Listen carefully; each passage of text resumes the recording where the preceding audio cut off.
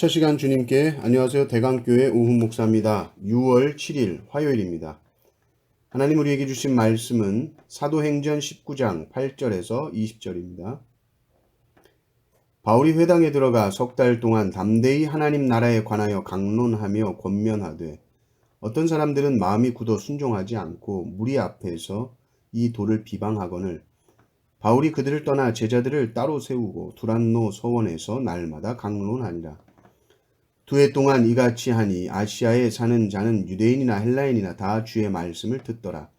하나님이 바울의 손으로 놀라운 능력을 행하게 하시니 심지어 사람들이 바울의 몸에서 손수건이나 앞치마를 가져다가 병든 사람에게 얹으면 그 병이 떠나고 악귀도 나가더라. 이에 돌아다니며 마술하는 어떤 유대인들이 시험 삼아 악귀 들린 자들에게 주 예수의 이름을 불러 말하되 내가 바울이 전파하는 예수를 의지하여 너희에게 명하노라 하더라. 유대의 한 제사장 스게와의 7 아들도 이 일을 행하더니 악귀가 대답하여 이르되 내가 예수도 알고 바울도 알거니와 너희는 누구냐 하며 악귀 들린 사람이 그들에게 뛰어올라 눌러 이기니 그들이 상하여 벗은 몸으로 그 집에서 도망하는지라. 에베소에 사는 유대인과 헬라인들이 다 이 일을 알고 두려워하며 주 예수의 이름을 높이고 믿은 사람들이 많이 와서 자복하여 행한 일을 알리며 또 마술을 행하던 많은 사람이 그 책을 모아가지고 와서 모든 사람 앞에서 불사르니 그 책값을 계산한 즉 은 5만이나 되더라. 이와 같이 주의 말씀이 힘이 있어 흥왕하여 세력을 얻으니라. 아멘. 바울은 에베소에서 3개월 동안 말씀을 가르칩니다. 바울이 말씀을 가르치면 다 회심할 것 같습니까? 그렇지 않죠. 비방을 받습니다. 하나님을 알지 못하는 헬라인에게 복음을 전하는데 그 도를 비방하는 사람들이 있었다. 바울은 그냥 떠납니다. 그리고 바울은 말씀을 받는 사람들을 따로 세우고 이들이 제자죠. 그리고 두란노 소원이라는 곳에서 날마다 강론을 하는데 2년을 이렇게 합니다. 그리고 이 말씀이 날마다 선포되는 가운데 놀라운 일이 벌어집니다. 11절을 보면 하나님께서 정말 은혜를 베푸신 것이죠. 바울이 손을 얹어 기도하면 낫습니다. 악귀가 나갑니다. 바울은 잘 몰랐을 것 같아요. 바울이 작업할 때 쓰던 이 땀 닦던 손수건 앞치마 가져다가 병든 사람에게 얹으면 막 또 그냥 낫고 막 이런 일이 일어났죠. 그리고 13절에 보면 어떤 일이 일어나는가 봤더니 바울의 능력을 흉내내고 싶어하는 사람이 나오는 거예요. 그래서 귀신 들린 자에게 내가 바울이 전파하는 예수를 의지하여 너에게 명하노라. 웃긴 얘기를 합니다. 그런데 앞에 보면 시험 삼아 그렇게 말했다 이렇게 나오죠. 혹시 내가 이렇게 하면 뭔가 능력이 나타나지 않을까, 마치 주문처럼 예수 이름을 부르면서 명하면 무슨 일이 일어나나 주문같이 쓴 겁니다. 수리수리 마수리 이런 주문처럼 자신의 돈벌이를 위해서 예수님의 이름을 이용하는 것이죠. 14절에도 보면 유대의 한 제사장 스게와의 7 아들 이렇게 나오는데 사실 유대 어떤 문헌에도 이 제사장이 나오지 않는다고 합니다. 그러니 제사장을 사칭하고 다닌 거죠. 사실은 무당인데 제사장을 사칭하면서 이들도 예수 이름으로 막 이러면서 주문처럼 그것을 사용하고 다닌 것입니다. 그러다가 어떻게 됩니까? 악귀가 그것을 듣고서는 내가 예수도 알고 바울도 아는데 넌 누구냐? 그리고는 악귀가 그냥 뛰어 올라가 가지고 완전히 제압을 해버리고요. 그들이 얼마나 무서웠는지 옷이 다 벗겨진 채로 집에서 쫓겨 도망치게 됩니다. 이 사건을 통해서 에베소에 더 많은 사람들이 예수님을 경외하게 됩니다. 17절 보니까 이렇게 나옵니다. 에베소에 사는 유대인과 헬라인들이 다 이 일을 알고 두려워하며 주 예수의 이름을 높이고. 대단한 거예요. 에베소는 여러분 우상 집합소였습니다.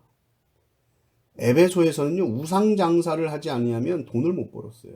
그리고 우상 장사 했다 하면 그냥 떼돈을 벌던 때입니다. 근데 이 에베소에서 모든 사람들이 주 예수의 이름을 높인다.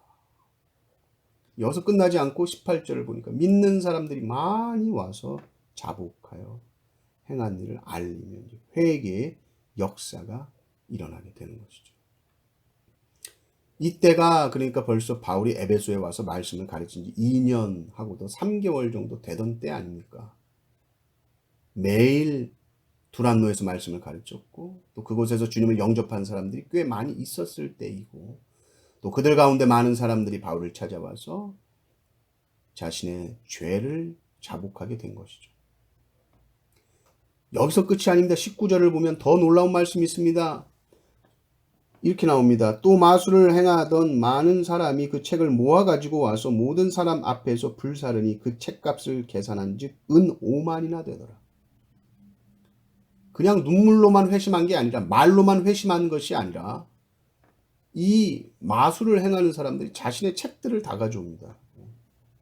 이 사람들도 책 많이 봅니다. 공부 많이 해요. 얼토당토 하지 않은 말을 하면 사람들이 듣지 않습니다. 배우고 공부했던 책들이에요. 근데 공개적으로 다 불살라 버립니다. 이건 아주 엄청 감동적이고 감격적인 장면이죠. 사도 바울 삶에 사실 이런 경험들이 그렇게 많지 않아요. 맨날 복음 전하다가 두들겨 맞았더라, 쫓겨났더라, 돌 맞아 죽을 뻔했더라. 그래서 다른 곳으로 갔더라. 그런 게 많지. 이렇게 참된 진리를 깨닫고 마술을 행하던 그 지역, 뭐 무당 연합회, 금천구 무당 총연합회 뭐 이런 사람들이 와가지고 그들이 가지고 있던 모든 책을 공개적으로 다 불태워 버리는 거예요. 이거는 예수 그리스도만이 참된 진리다라는 것을 이건 공개적으로 선포하는 것 아닙니까? 이것이 얼마나 바울의 복음 사역에 큰 위로와 격려가 됐겠습니까? 이게 은 5만이라고 그러면요, 이 책값이요. 한 사람이 137년 동안 일해야 벌 수 있는 돈이라고 하면 몇십억 되는 겁니다. 이 에베소 사람들이요, 이 마술 또 이런 뭐 점, 뭐 이런 복채라고 해야 되나요? 이 어마어마한 산업이었습니다. 이 그렇게 경제적으로 생각하는 사람들은 그 많은 돈을 에베소 경제가 한번 휘청하는 사건이죠. 또 이 우상 관련된 뭐 돌로 만들고 나무로 만들고 뭐 부적 같은 거 인쇄하고 뭐 이런 거 다 불태워 버리는 거예요. 왜요? 이게 엉터리고 이게 가짜임을 알게 된 것이죠. 어떻게 이런 일이 일어났는가? 하나님의 은혜 우선. 그리고 사도 바울이 2년 동안 쉬지 않고 하나님의 말씀의 씨를 뿌렸던 결과입니다. 믿음은 들음에서 나옵니다. 절대적으로 들음에서 나옵니다. 그러나 씨를 뿌릴 때 보면 뿌린다고 다 나오는 것이 아니죠. 그런데 뿌리는 자의 사명은 부지런히 뿌려야 됩니다. 말씀의 씨앗은 계속 뿌려져야 되는 것입니다. 그리고 그 말씀이 그 심령 속으로 정말 진리로 그럴듯한 말이 아니라 생명으로 그 말씀이 들어갈 때 역사가 일어나게 됩니다. 그래서 20절을 보니까 이와 같이 주의 말씀이 힘이 있어 흥왕하여 세력을 얻으리라. 주의 말씀이 힘이 있는 것입니다. 말씀의 능력이 나타나야 흥왕하는 것이고 세력을 얻는 것인데 세력을 얻었다는 것은 다른 말이 아니라 말씀이 가장 우세하게 되었다. 말씀이 모든 것 위에 가장 우선적으로 제일 위에 서 있게 된 것이다. 말씀으로 깨지면 그것은 확실합니다.